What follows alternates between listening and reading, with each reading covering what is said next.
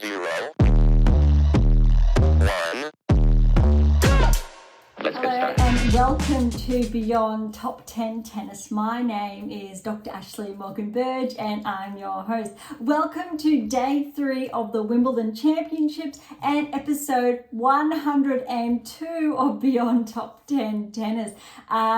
If you've been with us for some time now, you know we've been kicking things off with our special edition, given Wimbledon is here. Those of you who are new, track back to say episode 88 where we started our live video and audio editions for the French Open. So if you're curious about how that panned out and how we integrate our analytics for that, probably a lot earlier on, so probably around episode 50, 60 was when we kickstarted the Australian Open. So this is our third Grand Slam of the season where we've been sharing these essentially special editions. And I feel like we've just been getting better and better because what's really exciting is that we've been able to dive into the data real time from a lot of my releases. So specifically, as I pop out a screen, my latest release, How to Develop a Top 10 Tennis Ranking, it's really important. And I share this probably almost every episode because the data in here really sets the foundations, and the one prior to that, so the 7 keys. So that comprises of 8 keys there. But a lot of our earlier episodes were based on those initial releases that set really, I think, pivotal milestones. So that was the Secrets to Optimal Performance Success. And we started off with the Secrets to Optimal Coaching Success probably around that episode 60, 70, before we really took that change of pace to look at the rankings and results and the respective correlations that unfold, courtesy obviously of those 8 keys. And look, I'm sure we will get back to them at some time. But I think we've been having so much fun by being able to share, I think, these really, I think, concise and specific implications for players, not just inside the top 10, but those tracking towards the top 10, whether they are currently inside the top 100 or not. And our special editions, especially, even though it's only day 3 of Wimbledon, we've already got some really exciting, I think, data that has been unfolding.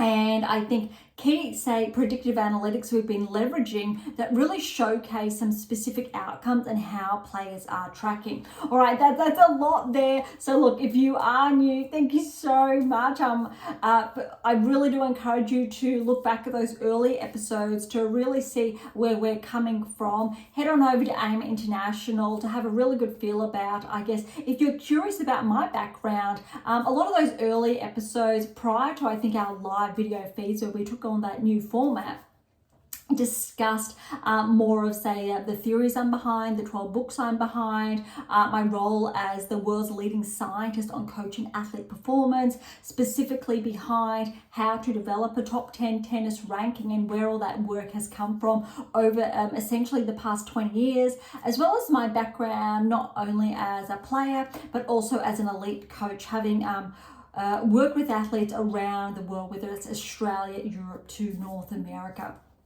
Okay, and we also have a lot of blogs, but we'll get to that later with some really important articles. We had a lot of rain delays for day 3 on Wimbledon, so we had a couple of matches from round 1 that did get wrapped up. But look, I think around 90% of round 2 matches that were panned out for day 3 did finally get underway. So let's dive in. We're on the second half of the women's draw, and on the men's draw is the first half respectively.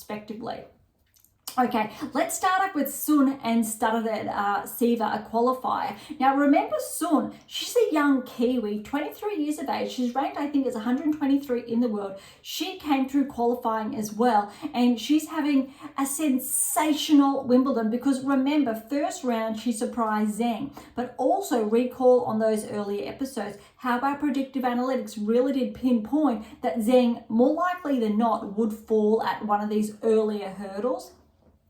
which we know obviously has been the case. So now we have two qualifiers in the second round with a sensational opportunity, and Sun capitalized 4-6, 6-3, 6-2, and she's now into the third round, her first third round appearance at a Grand Slam, and she's got an incredible chance to progress through to the fourth round next. Now remember how I did touch on day 2 that one of these players here is going to have a breakthrough through to the round of 16 courtesy of these players falling. And how about this? We had Zhu against Pavlyuchenkova. Now, the query here was that we weren't sure whether Pavlyuchenkova was going to live up to, let's say, her Grand Slam finalist result we know she's capable of.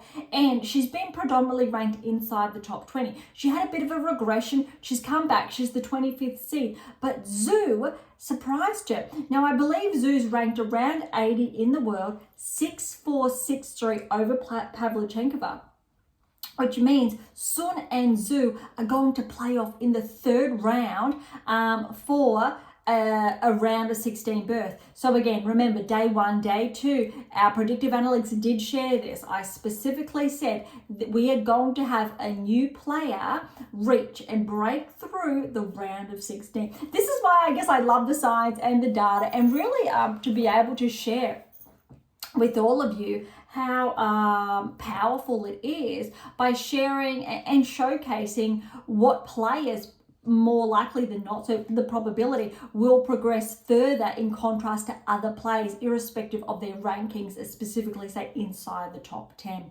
All right, as we move down the draw, we had Raducanu and Mertens. Now remember, Mertens is not seeded. We know Raducanu does have that wild card, a lot of injuries since that's, let's say, the US Open triumph.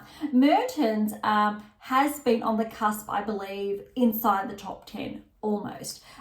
She's been an incredibly strong player throughout her career, predominantly ranked inside the top 20. She has had a regression, probably in predominantly the last season. So this match, really, Mertens was favourite, more likely than not. However, Raducanu has really started to find some form. So when I remove the data and I really get back to the raw feed, now what I mean by that is the specific technical parameters. Now I've touched on that in the What is Your Game Missing series. They're a little bit out of screen, so I won't reach for them now.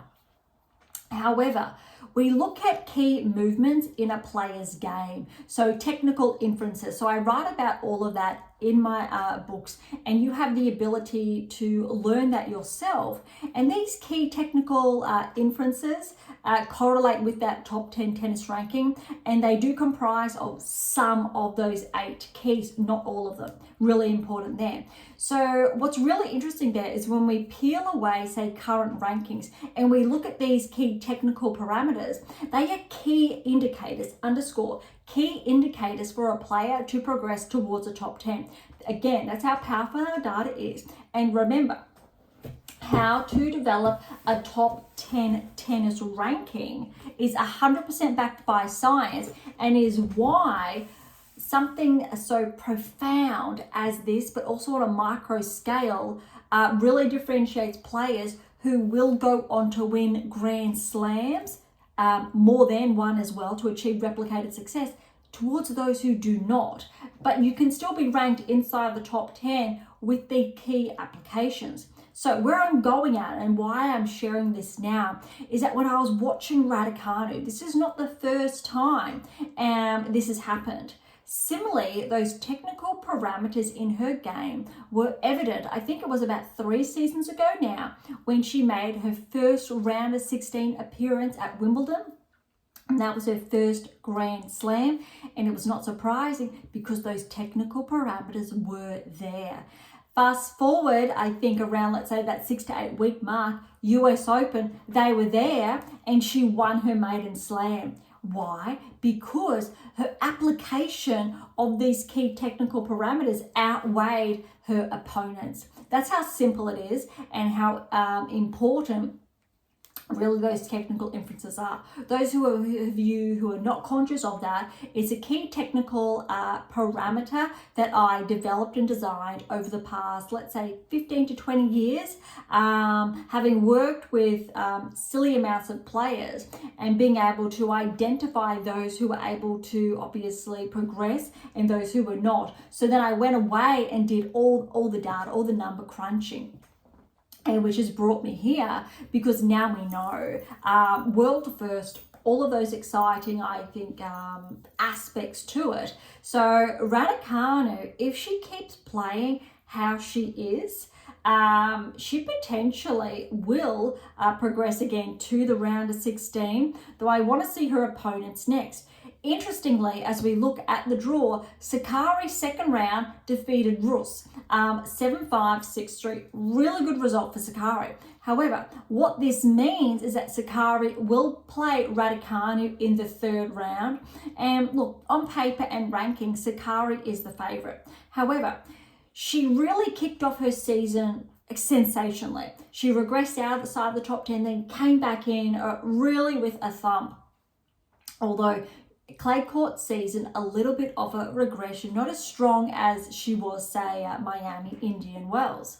Raducanu, though, when you're looking at her ability, in contrast to Sakkari, you really need to favour the upset here for Raducanu for that win to progress through to the round of 16. That said, you have to be really conscious that since Raducanu is only just coming back, compared to, say, a player like Sakkari, who has been playing predominantly all season long, that if Raducanu does not maintain those key technical inferences, Sakkari will walk away with the win, probably quite easily. However, if Raducanu does and Sakkari is in a lull, Raducanu there is incredibly favoured.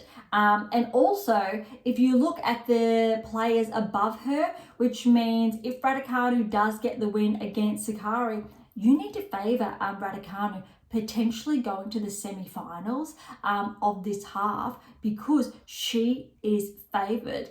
And that is, I think, incredibly exciting because even if she progresses through to the round of 16, she's almost guaranteed the win if she maintains, really important, maintains that level of play. Only because the top half above her has opened up, and which also means come the semi-finals, potentially she will be facing Kasatkina, maybe, though that's we don't know yet, purely because that's one of the second round matches that hasn't been underway. So as we go down the draw, look, Kasatkina and Miziaki still have to play their second round match. The same with Badosa and Furtova. And that really evens out that quarter when we're looking at quarter finalists and the probability there of the players who are going to make just that quarter. And on paper, Sakkari really is favourite. And then obviously you have Raducanu there. So that has to be probably one of the most significant matches on the in the women's draw for the third round. All right, so those two matches still have to be underway for round two. I've just touched on them. Yastremska, really good win over Gracheva. Now look, Gracheva, I believe, had that breakthrough result round of 16 at the French Open. I believe that does ring a bell. Yastremska, same thing happened to her at the Australian Open. She did get to the quarterfinals, I believe, but she wasn't able to maintain those key performance parameters. I think potentially Yastremska, one or the other, did get the semi-finals. I don't have it in front of me, so I do apologise, but she really did make that breakthrough and those significant inroads there. I think it was herself and Kostyuk, one or the other. Irrespective, Yastremska has a bit of a lull since then, but she's maintained that top 30 ranking. She's the 28th seed, but look, 3-6, 6-4, 7-6, that was 10-5 in the third set. She will have to play Vekic next. Now, remember, it was only in the past fortnight, I think it was last week, Vekic has actually been picking up her form and she's had a ranking progression once again. Vekic, remember, a few seasons ago, she was comfortably ranked inside the top 20 for a number of seasons before she regressed inside, say, the top 40. She's still been able to maintain her hold there, and she does have those upsets from time to time. Her ability to maintain the 8 keys is no longer there. She definitely has, say, 3 to 4 of those keys, but they're not, the 8 keys are not solidified in her game.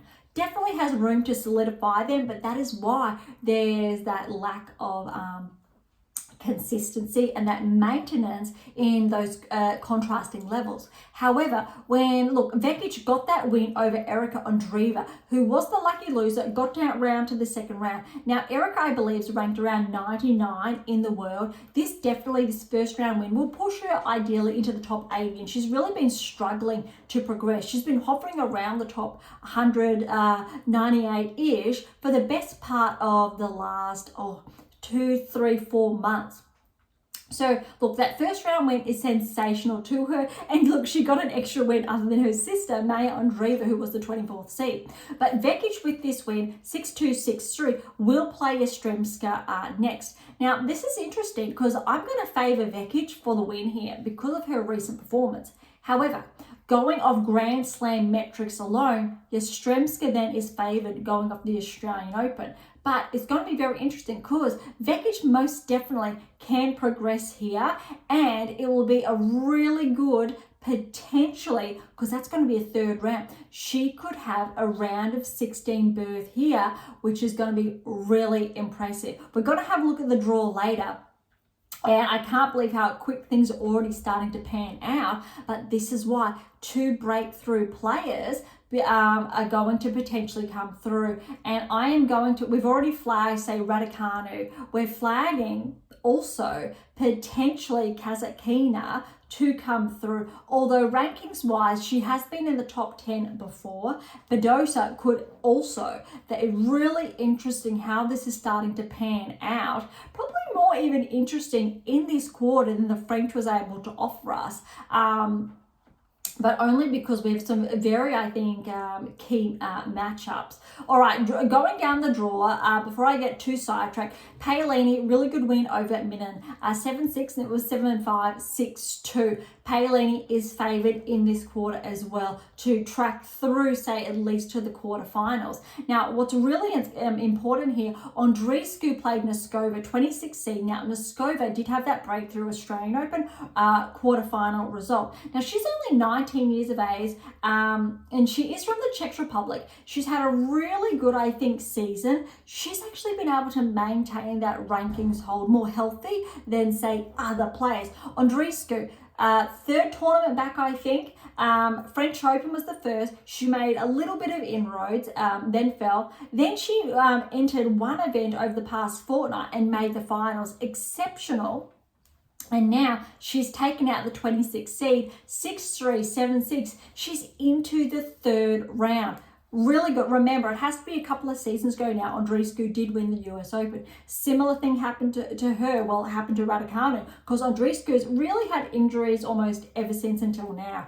Ironically, similar with Raducanu, a lot of injuries since that win early on. And that's why, if you're listening to our special edition for the French Open, I cautioned Maya Andreeva from peaking too soon because the likelihood of, even though she has progressed inside of the top 30 in the rankings or inside the top 25 now, we want that baseline to solidify it before peaking too soon, because there's a very big risk, just like with Andreescu and Raducanu, too much too soon and having to deal with all those injuries that come with that. So it's really about, Gauff is a perfect example. She peaked and then hovered around top 20, top 15, before now number 2 in the world, and obviously a slam to her name, and she's also been a Grand Slam finalist as well during this period.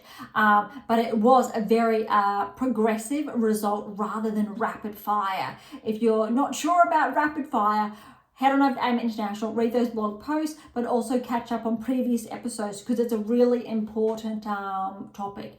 Third round, Paolini, Andreescu. That is going to be, I think, really exciting. One, it'll really showcase how well Paolini is playing after her French Open finalist result, but also Andreescu, a very good measure of her level of play going up against a Grand Slam finalist.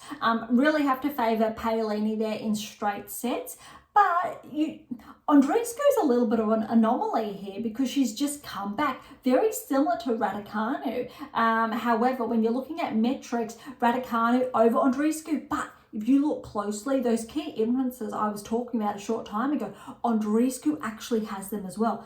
Not surprising, granted she has a Grand Slam under her belt and the data supports that. Okay, moving down, Kostyuk-Seville, that's one match that needs to be played out for the second round. On day 4 it will be, and Wang and Keys, their second round encounter will be played out on day 4 as well. All right, other day 3 matches, Stevens Schneider. I did say Schneider for the upset here, 6-1, 6-1. That is really solid against Stevens, again, who has a Grand Slam to her name. So really impressive. Now she will play Navarro next. Check out this scoreline, Navarro over Osaka. And this we did touch on. This would really showcase whether Navarro was rock solid in her current level of play because her ranking has been progressing and peaking, or Osaka if she's able to deliver the same from the French Open. For example, Navarro 6-4, 6-1, which really favours Navarro for the win over Schneider. Now look, if Navarro does get that win over Schneider in the third round and progresses to the round of 16, I believe it will be Navarro's first round of 16 performance or result at the Grand Slam level. I think it is her first, if not second, but I'm pretty confident is her first. Schneider, though, it will be her first, and it would be an incredible way to top her season. But look, Schneider is a dark horse, definitely a dark horse, and is really primed to cause an upset here. Absolutely, without a doubt. So Navarro is really going to have her work cut out on for her. And Schneider's coming in here not seeded, but remember, she did crack, she's number 30 now in the world, but seedings came out prior to that. So really it's 30 against 19 in the world. So it's really closer than the seedings indicate. But look, Navarro, if she plays as well, obviously as that scoreline suggests against Osaka. But look, Schneider to have a 1-1 against Stevens, that's actually probably the second really significant match in the third round that will play out on, I guess day 5 that will be on. Cartel qualifier because she knocked out Serstay, the 29th seed, was up against Burrell second round, and so Cartel, the qualifier, Brit qualifier, 6-3, 5-7, 6-3. That is a very big breakthrough for the qualifier because she's made it now through to the third round. That's huge for a qualifier, not to mention the points for the rankings, but also the prize money. Undoubtedly, these qualifiers that are progressing through have really had a huge payday, which is really exciting and rewarding on both sides. All right, Gauff played off Tadini, another qualifier. Gauff is really solid here at 6-2, 6-1. Gauff is definitely favoured, especially on this half, to make the semi-finals, if not the finals. Given the names that I've just mentioned and how the draw has opened up slightly, I'm not going to be surprised if Gauff makes her first Wimbledon final. And I think for some people that could be a little bit unexpected, but she has Cartel next in the third round. She's smooth sailing through to the round of 16 really, where she will probably face the winner of Schneider and Navarro then in the quarterfinals. And you really need to think if Gauff continues to up the ante, she is favoured for the semi-finals. And on the top, really, you need a favour. Well, Keys is there as well. So if she wins that second round match, Paolini, and if Paolini, I think, continues her level of play, Paolini maybe on the other, but we'll have a look at the draws later. All right, we had a couple of matches from the top half of the draw that did unfold. Now, I think it was Collins did get that first round win against Torsten 6-3, 7-6. I think it was Davis Osorio 3-1 got the win over Davis. Haddad Maia got that first round win over French 7-5, 6-3.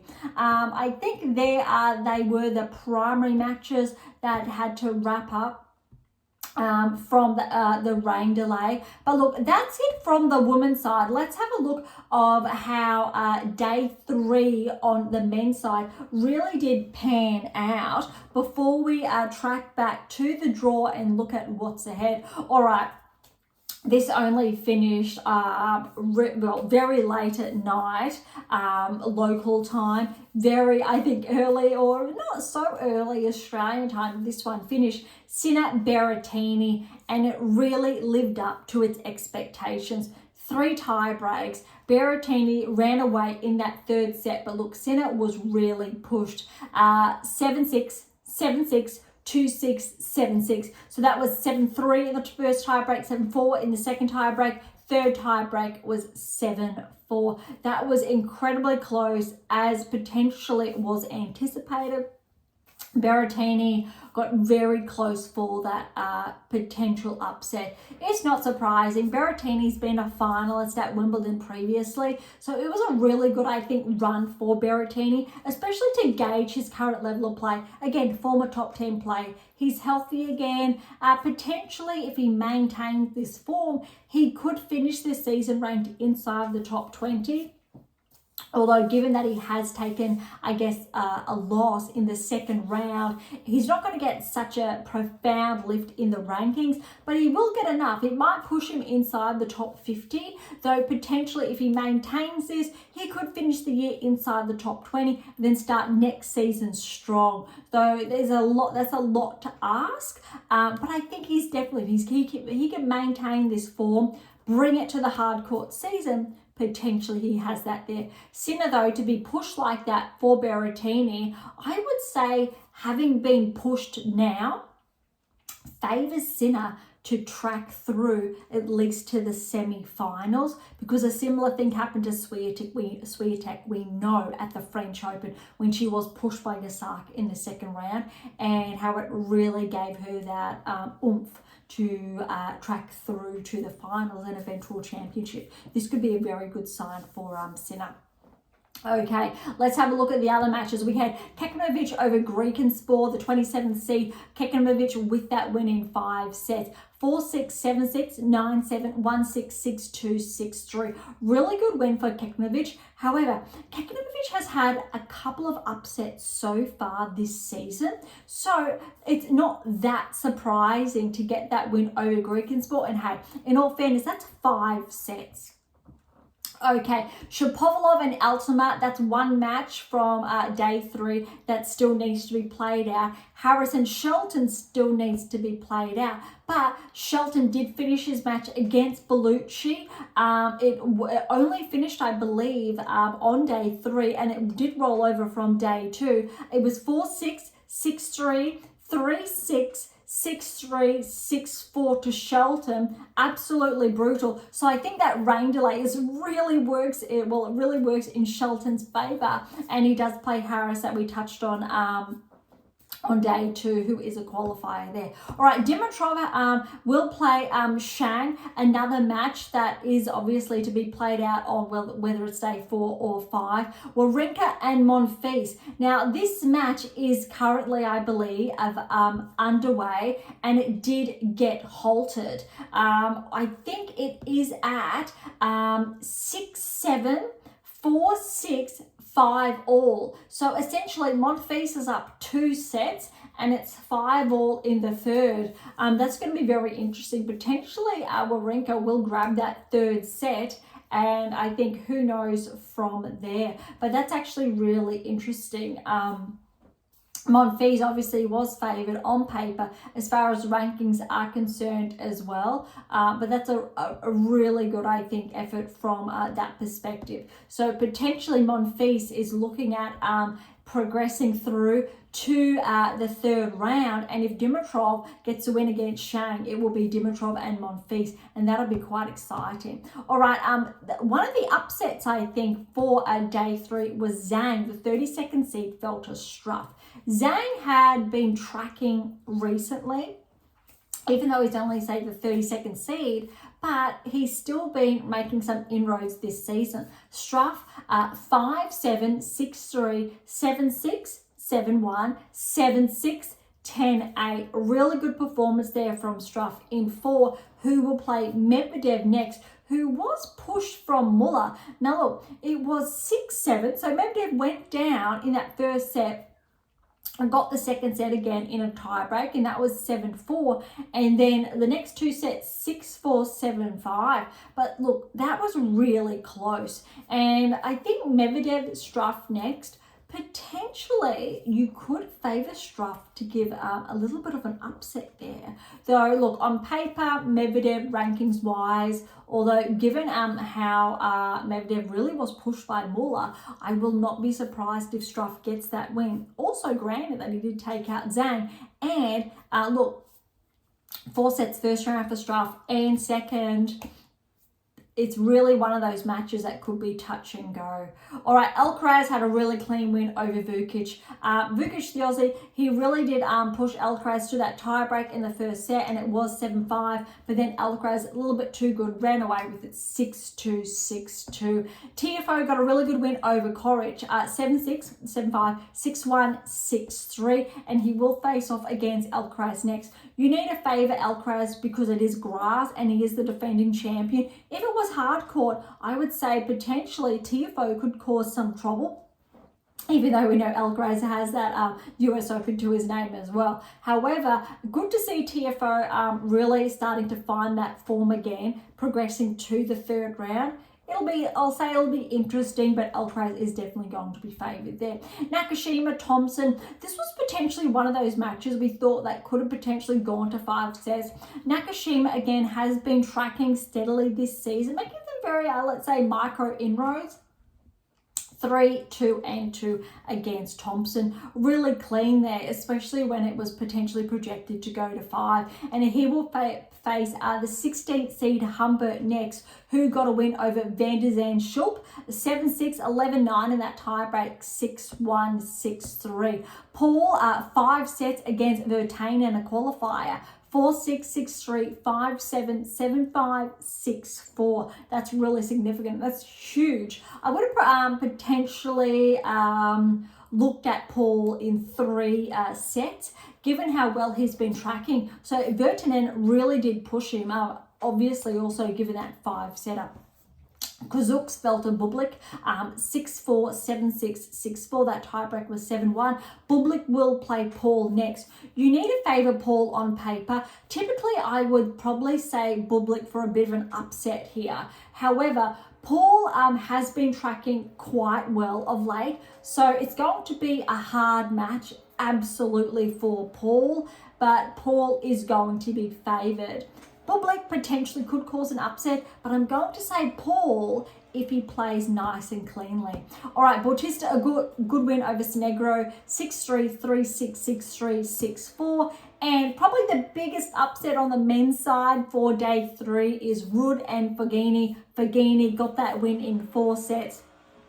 6-4, 7-5, 6-7, 6-3. Look, that tie break that Ruud got, it was 7-1, but look, Ruud has never made it past the second round at Wimbledon, which is really surprising. Granted, he's a 3-time finalist, a Grand Slam finalist, but look, well done to Fognini. And look, Fognini has Bautista Agut in the 3rd round, and he is definitely favoured now to track towards the round of 16. Both, interestingly enough, Bautista Agut and Fognini have been ranked inside the top 10.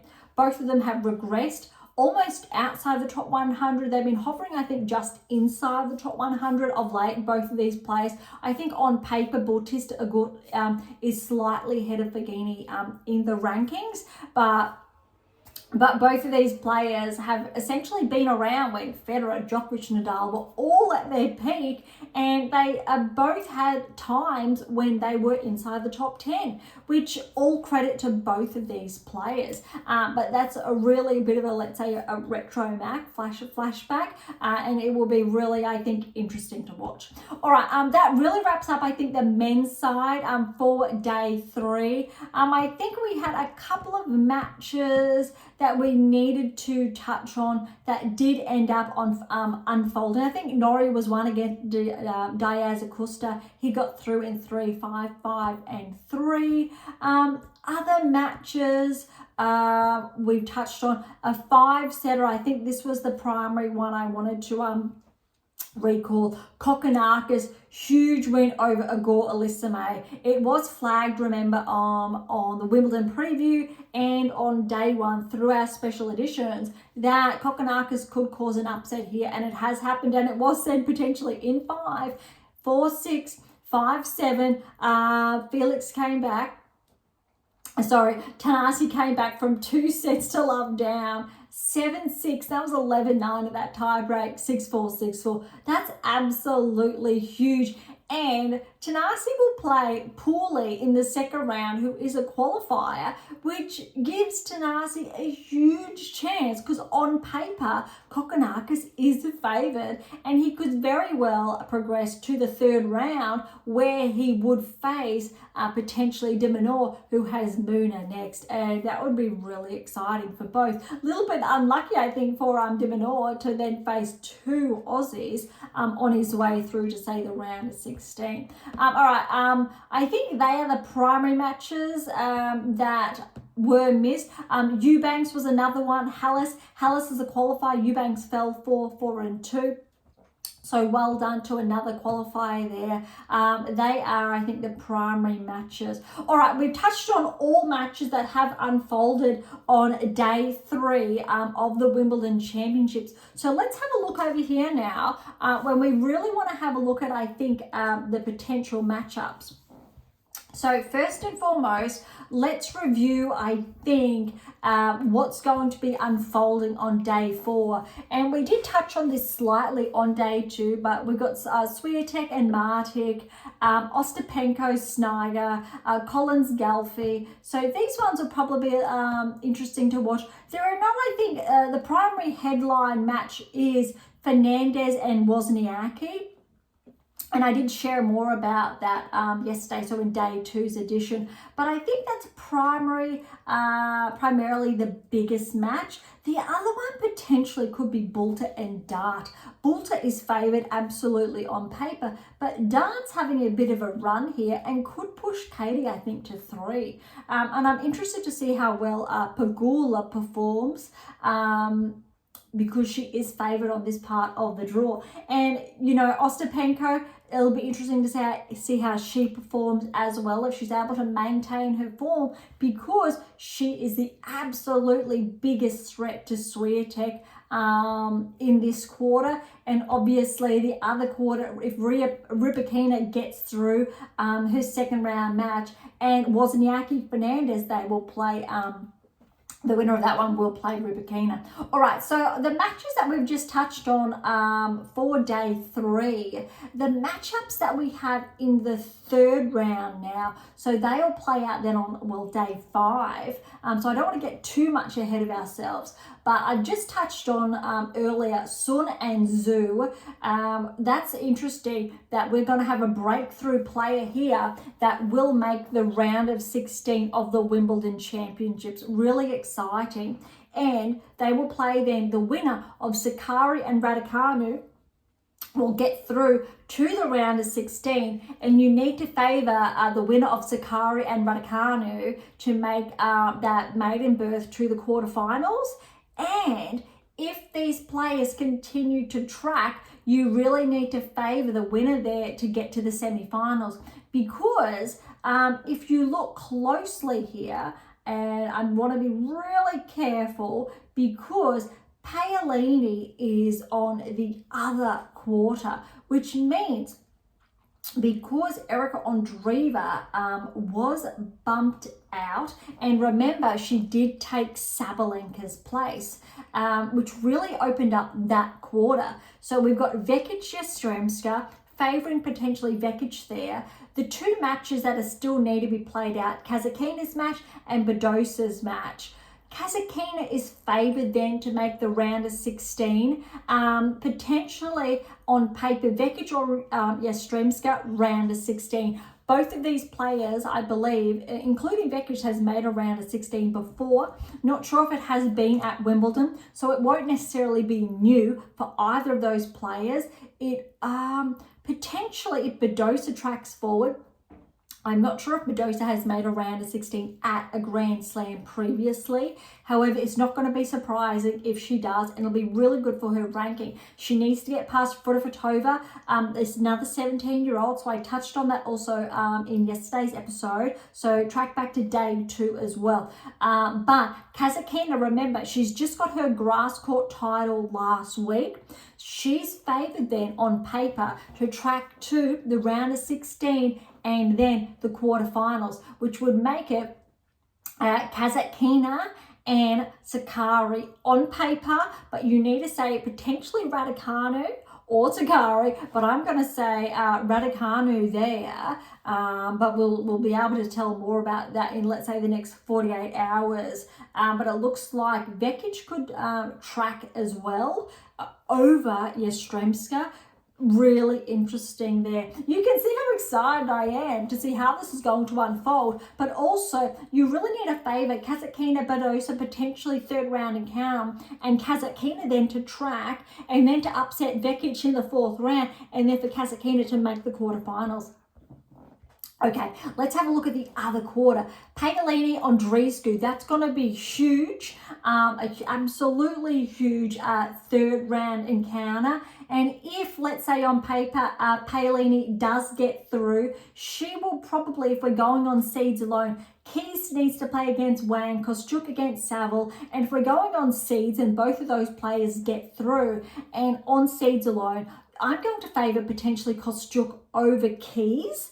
And then let's say Kostyuk does progress through, she will play Paolini, need to favour Paolini to get them through to the quarterfinals as well, and she will play the most likely Gauff. But this could get tricky. Gauff in the 4th round, she's definitely favoured to progress through to the 4th round, will play the winner of Schneider and Navarro. So I think Gauff will get her first really big test against the winner of that match. But Schneider and Navarro, it was an absolute, I think that's the 3rd really significant 3rd round match on the women's side.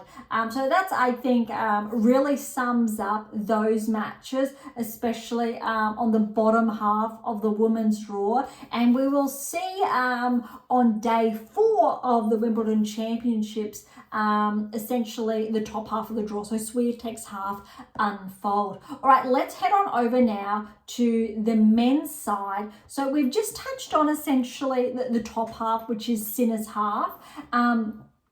And a couple of future matchups, but we've got a number of matches still. So there's 4 primarily that need to play out.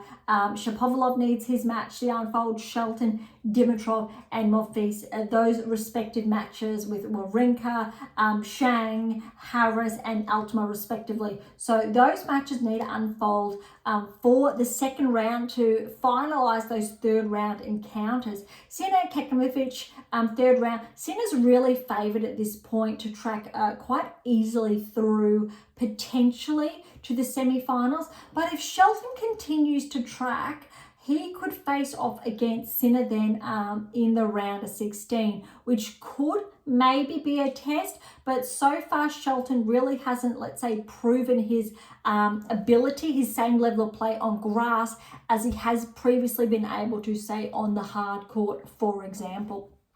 Okay, otherwise, Medvedev is tracking to match up or align with Sinner in the quarterfinals. And the biggest test actually ahead of Medvedev would be in the round of 16 against Dimitrov. And on paper, you actually need to favour Dimitrov on grass to progress through to the quarterfinals. And remember, Dimitrov had a huge appearance at the French Open. So Dimitrov potentially against Sinner in a quarterfinal lineup there. Please let me know, I think, in future episodes, how I think these players do align, and as far as our predictive analytics are concerned, because you really need to remember that there are those anomalies, but there almost are key certainties. However, it's really important to state there's always that anomaly that can happen, and if a player is not playing at their peak performance, or if there is a significant lull or a plateau, obviously other players can take that advantage. But if we're really looking at almost systematic results and how these players, how the data weighs up on how these players have been tracking so far this season, that which really informs the story. Okay, on the other half of this side, we know Alcaraz is there paving the way. TFO, we said, is facing next. Other than that, potentially Alcaraz has Humbert in the round of 16, but I don't see that causing too much of a hiccup. So Alcaraz really is favoured to have I would say, an easier path through to the quarterfinals, in contrast to Sinner. And then on the other half, Ruud's gone. Fognini and Bautista Agut, I touched on, is next. Paul and Bublik, which means Paul or Bublik are favoured to, well, one of them is going to make the round of 16 and then the quarterfinal. So Paul or Bublik are about to make, on paper, that's another, I think, maiden player to make that quarterfinal debut. Again, even on paper, Ruud, when you look at those top 8, and if Paul is able to make the quarterfinals of Wimbledon, Paul is flagged to become a barrier breaker after Wimbledon and to crack the top 10 tennis rankings. Absolutely, he is capable of that. Fritz, if he has a good run, maybe, but Paul really is favoured here. Granted that he is ahead of Bublik in the rankings, but also Fritz respectively as well. So that's really interesting, that half.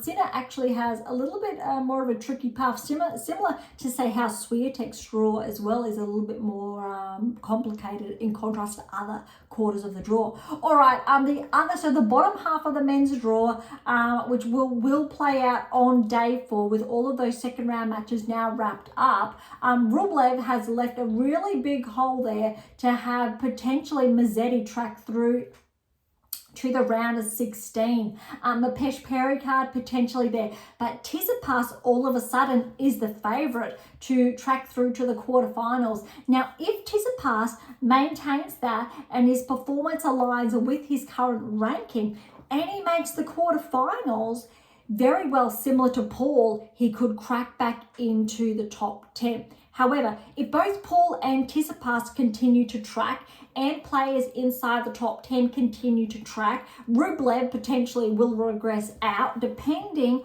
on points, because he does have more points up his sleeve, in a manner of speaking.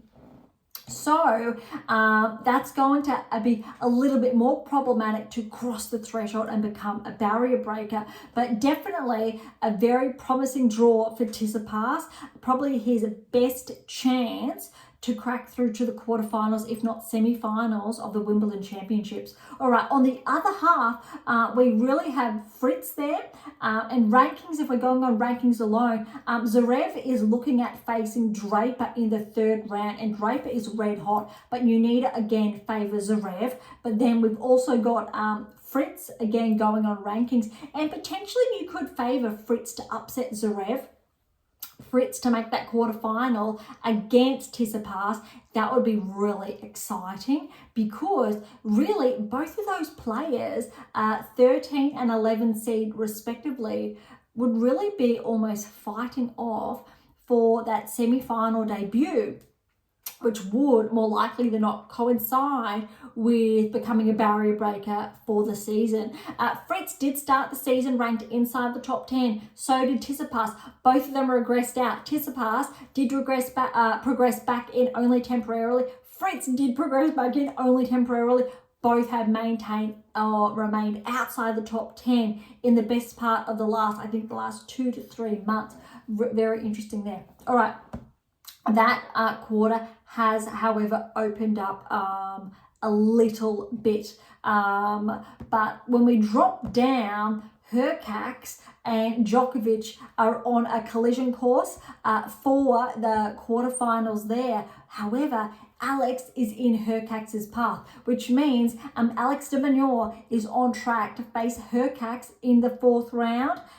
That's almost unfair. That is the most profound quarterfinal of all, round of 16, of all of these lineups, because absolutely Hurkacz and de Minaur are both favoured to reach, say, the semi-finals, but that's obviously one of them is not going to get that chance. I did say this before Wimbledon and through our Wimbledon preview that Alex is absolutely favoured to make the quarterfinals. That said, given Hurkacz is in his path in the round of 16, that will be Alex's biggest test. Potentially, Alex will get past Hurkacz. Potentially, more likely than not, he will face Djokovic if Djokovic continues to track. It's Wimbledon. You cannot write Djokovic off, irrespective of how he has been playing so far this season. So potentially Djokovic would stop and Djokovic then would make the semi-finals. However, the only really problematic player in Djokovic's path would potentially be Ruud. If Ruud maintains his current level of play, which I'm really looking forward to see if he's able to maintain that, and that would be in the round of 16.